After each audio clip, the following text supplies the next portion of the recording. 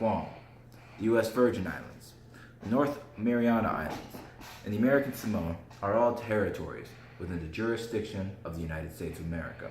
However, those territories are not allowed to vote for the president. Indeed, if you go there, you might see tags on cars that say, "No taxation without representation." They are being governed and taxed by a foreign body, our government, without being able to vote for our highest position. Indeed, there are many service members who live on these islands that are not able to vote for their commander-in-chief. Now, why is this? Why in a voting system made for the people and by the people would all of these people be disenfranchised?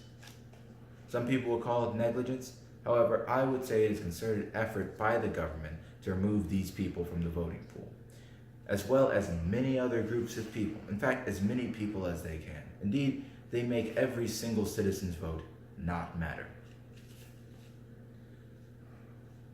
I believe that it is morally wrong to vote.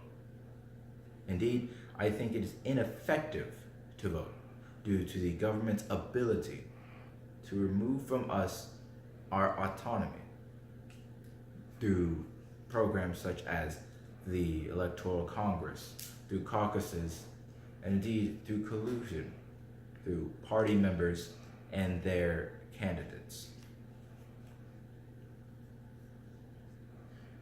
I believe that no one should vote for President of the United States. One reason why can be shown here. Now, along with the 4.4 million Americans that the Census Bureau says live in those 5 territories, roughly 2.2 million Americans are incarcerated every year. Not all of those people are barred from voting. Some of them are not convicted, but many of them are, and many of them, roughly 1/5, are convicted due to drug offenses. None of those people are allowed to vote. Why should someone who sells a small amount of an illegal substance not be allowed to vote? It might be because the government doesn't want them to vote. Why might they not want them to vote? Well, in our system, we have a 2-party system. A system in which biases might make it so certain politicians might favor having some people not vote. Indeed, in a Republican-held government, possibly they might not want black people who are extremely more likely to vote for Democrats to vote. Such might be the reason why you can see an extremely large uptick in black lives in jail. Those statistics given by the Prison Policy Initiative show some of the hypocrisies of our government. In addition to this, you can see many of the programs that our government uses to vote.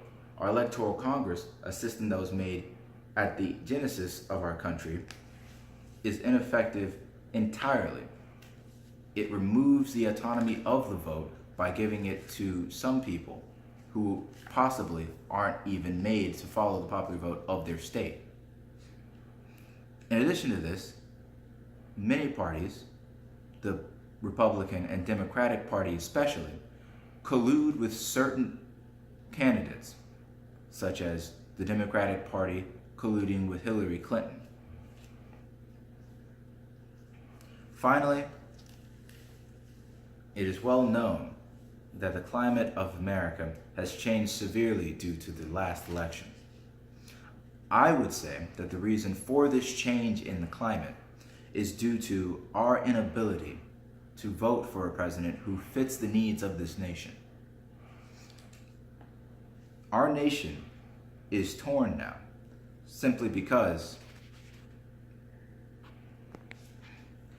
we view ourselves as separate entities from each other, when we should view ourselves as fellow citizens.